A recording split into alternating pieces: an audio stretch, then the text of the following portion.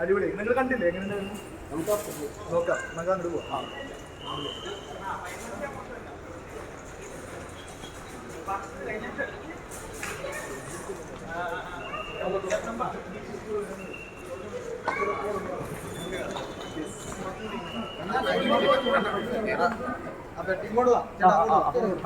നമുക്ക് സ്ഥിര സ്ഥലത്ത് വെക്കാം.